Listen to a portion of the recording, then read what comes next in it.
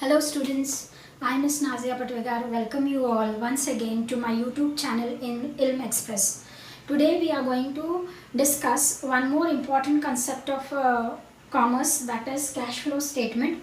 In my previous videos I had explained you all what is fund flow statement. Some more practical problems I would be solving on fund flow statement. But before that, let me discuss the theoretical part of cash flow statement. In today's video, I'll be discussing what do you mean by cash equivalents, then the methods involved in cash flow statements, preparation of cash flow statement, and the format for various methods of cash flow statement. So let us begin. This is the topic, cash flow statement. Now what do you mean by cash is what we have to understand first. Cash is something that is in your hand. Cash is the hard cash available in your hands or in the bank, time deposit you can say, or the demand deposit. Whenever you demand your money from the banks gives you all the money. That money is called as demand deposit, which is there in your accounts and anytime you can demand it. So bank balance and cash balance in your hands both together is included in the meaning of cash over here. Then cash equivalents, I had already discussed this in my previous videos on fund flow statement, that cash equivalents includes those items which can be easily converted into cash, like a stock, debtors, all the current assets comes under cash and cash equivalents. So today we are going to discuss cash flow statement. Now why cash flow statements are required to be prepared and what is the objective of preparing cash flow statement.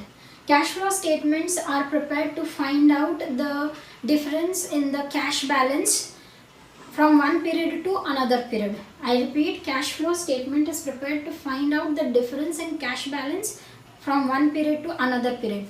Now to give you an example, let us say at the beginning of the year 2020, 1st January 2020, I had cash balance of 20,000. At the end of 2020, 31st December 2020, my cash balance is now 30,000. So you can see there is a difference of 10,000. Now why this difference took place? What transactions brought this change in the cash balance? The cash balance from one accounting period to another accounting period, it is changing. So why did it change? Okay, what is the reason that this 10,000 has increased? What are transactions took place during the year that this change in the cash position has taken place? So cash flow statement is a statement which gives you a reason, which tells you why and how the cash has been utilized during the year and how there is difference in opening cash balance and there is difference in closing cash balance. It is very important for a firm to prepare a cash flow statement because it speaks about the liquidity of the firm. It speaks about the flow of cash inside and outside the organization. So it is all about cash inflows and cash outflows. Cash flow statement speaks about cash inflows and cash outflows. So now we will discuss the methods in cash flow statement and the methods of cash flow statement. Methods of cash flow statement. So this is again preparation, it is equal to preparation of cash flow statement. There are two methods, students. One is direct method and one is indirect method. Now what do you understand by direct method? Now direct method speaks about recording only cash transactions. Now there can be a business where only the transactions are done in cash. So when all the transactions are done in cash, when all transactions are in cash, that time we go for direct method. When all the transactions are in cash, we go for direct method. But it is not necessary. In reality, it doesn't exist. There are many transactions in business that are done on credit basis or on non-cash basis. Non-cash basis means on credit basis. So here when the transactions are partly cash and partly non-cash, that time we go for indirect method. Okay, when the transactions are partly cash and partly non-cash, we go for indirect method. Now there are different ways of calculating cash from operations in this and cash from operations in this. So we will quickly look at preparation of cash flow statements. What are the steps in preparation of cash flow statements? So steps in preparation of cash flow statement. In preparation of cash flow statement. Now there are 2 steps. See, in fund flow statement we have 3 steps. One is schedule of changes in working capital, then funds from operations, then fund flow statement. But here we don't record schedule of changes in working capital because change in working capital brings change in fund. That's why we were preparing schedule of changes in working capital in fund flow statement. But here we don't want to know the change in the funds, we want to know the change in cash position. That's why there won't be schedule of changes in working capital over here. We will be preparing only 2 statements here. One is for one thing we have to ascertain is cash from operations, and the another is your cash flow statement. Cash flow statement. Now there are 2 ways of calculating cash from operations and fund flow statement. One is traditional method and one is your as per accounting standard 3. Now in as per accounting standard 3 there is direct method and indirect method. There is as per your traditional method there is direct method and indirect method. I mean to say there is a traditional way of calculating it and there is a accounting standard 3 way of calculating your funds from cash flow statement.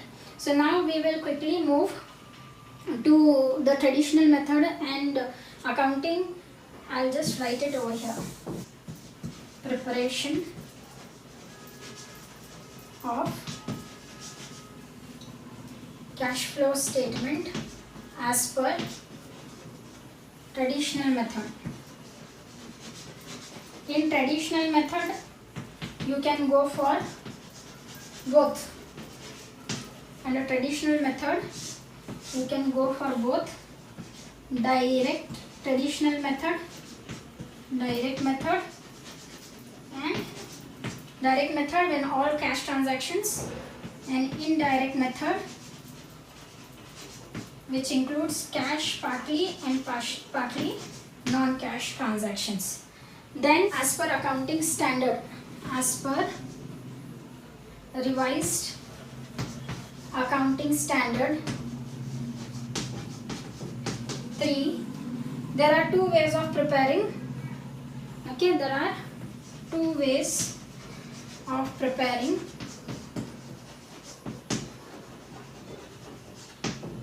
cash flow statement. Again it is direct and indirect method. I will be giving you all formats. First for traditional method under direct and indirect. Then I will be giving you all format under as per accounting standard 3 revised direct and indirect method. So here traditional method,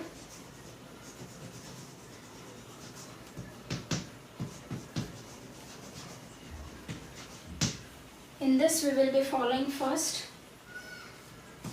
direct method. These are sub classifications. So in direct method we have to prepare 2 statements, cash from operations and cash flow statement. Cash flow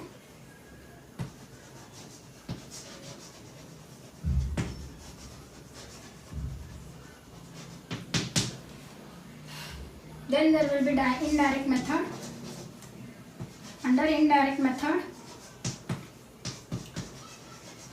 we will be preparing the same thing, A, cash from operations, and B, cash flow statement. Now when you look at this, everything looks the same. What is the difference in cash from operation here in direct method and indirect method? There is a difference in cash flow in cash from operations calculation. Rest other things are same. Cash flow statement format will be same. There won't be any change in cash flow statement. The change will be in cash from operations. Under direct method, there is another style of recording cash from operations. In indirect method, there is another way of recording cash from operations. So I will be showing you all different format for cash from operations in direct method, different format for cash from operations in indirect method, but the same format will be followed for cash flow statement under traditional method. The same format will be followed under traditional method. So I'll quickly start with the cash from operations formats. Here is the format of cash from operations under direct method and under indirect method. So here you can see under direct method, I have told you all cash transactions will be there. There is no non-cash transaction. All cash transactions will be recorded under direct method. So here when we have only cash transactions, what we are supposed to do is gross cash receipts generated during the year and less gross cash payment made during the year. We will get net cash receipts before tax. So this net cash receipts minus tax when we do, we will get cash operations. We will get cash operations. It is very easy, very simple to calculate cash from operations under direct method because all the transactions are on cash basis. But the technicalities or the complexity increases when the transaction, when non-cash transactions are included. When we include non-cash transactions, then there are non-cash items. How we had fund flow, non-fund items, just like that we have non-cash items in P&L account. Now same items, depreciation, there is no cash moving out, so it is a non-cash item. Because it was deducted from profit, the net profit was less. Now we will be adding it back. Then you can take the example of goodwill. Goodwill written off is also a non-cash item and there is no cash going out. Because we are recording it, the profits are coming down. So now we will be adding that goodwill from goodwill written off to the net profit here to get the correct profits from operations or correct cash from operations. Here what we will be doing is net profit we will take. We will add non-cash items debited to P&L account like depreciation, goodwill written off and all that stuff. Then we will deduct non-cash items which are credited to P&L account like your profit on sale of goods or other income from other sources. This is not related to operations. This income is not related to operations. So we will be, because we added their profits increase, now we will be deducting them. So we will get net profit before working capital. Working capital changes again where in fund flow statements we used to prepare a separate schedule for that. Here we are not preparing a schedule, but you remember I had told you all that we are going to record cash and non-cash items. So your stock is a non-cash item. Right now it is non-cash. It will be getting converted into cash shortly. Debtors are non-cash item. It will be getting converted into cash shortly. Creditors are non-cash item. They will be getting converted into cash shortly. You will be paying off them. So like that, your current assets and current liabilities are also non-cash items. Non-cash expenses and incomes we record here, but non-cash assets and liabilities also we should record here. So non-cash assets and liabilities are your current assets and current liabilities which can be easily or quickly converted into cash.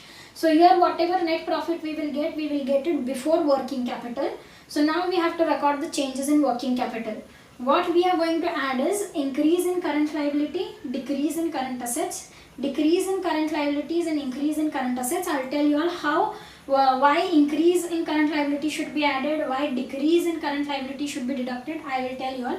Cash from operations before tax we will get. So after adjusting all these things, we will get cash from operations before tax. We have to deduct tax, we will get cash from operations after tax. So now I have to explain you all why increase in current liability is added, why decrease in current assets is added, why decrease in current liability is deducted and increase in current assets is deducted. So I hope this format is clear to you all. Please note down this format. So I hope you all have noted down this side format. So I will just erase this side and I will explain you all why increase in current liabilities and current assets is added and deducted. So this is the difference in direct method and indirect method. In direct method only cash receipts and cash payments are deducted, net profit you will ascertain. But in indirect, where non-cash transactions are there, we have to adjust non-cash transactions. So here why? Increase in current assets, increase in current liability is added and decrease in current assets is added. Why? Increase in current asset is deducted and why decrease in current liability is deducted. Now imagine your current liabilities are increasing.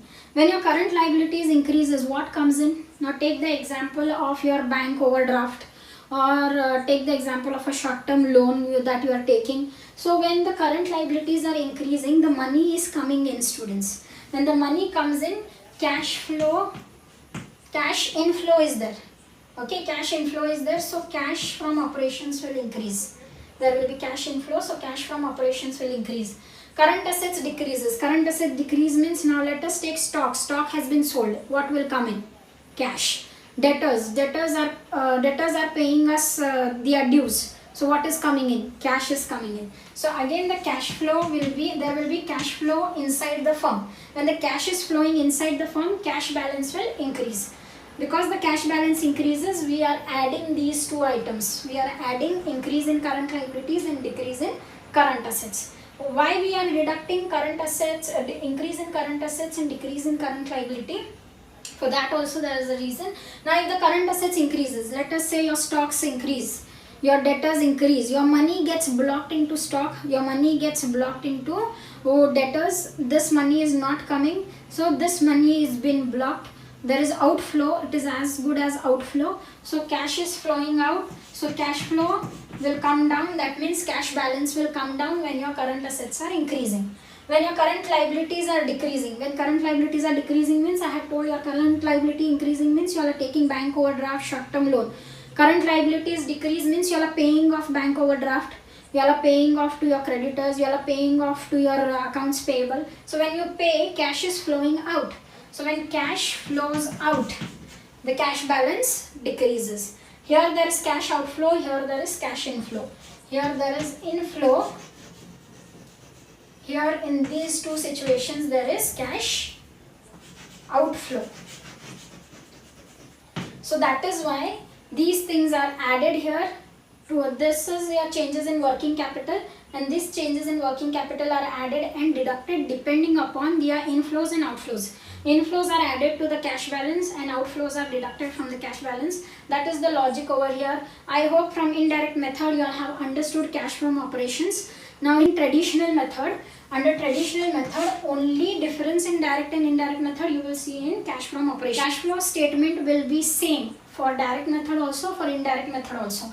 So I will be now showing you all the format of cash flow statement. Students, here is the format of cash flow statement under traditional method. I repeat, under traditional method you will find direct method and indirect method calculations only in cash from operations. There is no impact on cash flow statement. So here is the format of cash flow statement. Whether it is direct method or indirect method, the format will remain the same for cash flow statements under traditional method. So here is the format. First we will be writing opening cash balance and bank balance. So opening cash balance and bank balance are taken. All the sources are added to the opening cash and bank balance. All the sources like issue of shares, raising of long-term loans, sale of fixed assets, all your long-term assets and long-term liabilities will be coming here. Then short-term borrowings, cash from operations, whatever cash from operations, whether it is direct or indirect method we have calculated, that will be taken over here as a source. Then we will get total sources. From this we should add opening balance and all these sources, we will get total sources. Less we have to do application of cash. Less application of cash, again long-term liabilities paid and long-term assets purchased, fixed assets purchased, fixed liabilities paid, that will be recorded here. Redemption of shares is a fixed liability paid, repayment of loan, fixed liability paid, then purchase of fixed assets is a fixed assets purchase, then cash outflow from operations. Now if we get a positive value in cash while calculating cash from operations, it is cash from operations, but if we get a negative value, it is called as cash outflow from operations. So if we get a negative value while calculating cash from operations, that will be recorded under the head application as cash outflow from operations. Then tax paid is deducted, dividend paid is deducted. So whatever value we will be getting, that will be the closing balance value. So if it tallies closing balance here, whatever total you are getting here, if that tallies with the closing balances, that means your cash flow statement calculation is correct. You are showing correct usage or correct application and sources of cash. So here we are just trying to show this much was opening cash with us in our hands. Through these sources we got some more cash in our hands, and we made all these payments, and that's how we are having this closing balance in our hands. Some in the form of cash, some in the form of bank balance, and that's how we got this closing balance here. So this is it for today. I discussed with you all the traditional method. Under traditional method, how cash from operations is calculated in direct method, and cash from operations is calculated in indirect method, and cash flow statement all together. So this was traditional method. Revised account, as per revised accounting standard 3, I'll be giving all the format in the next video. So please stay tuned with me. Keep watching my videos, like them, share them, and please subscribe them. Thank you one and all. Thank you.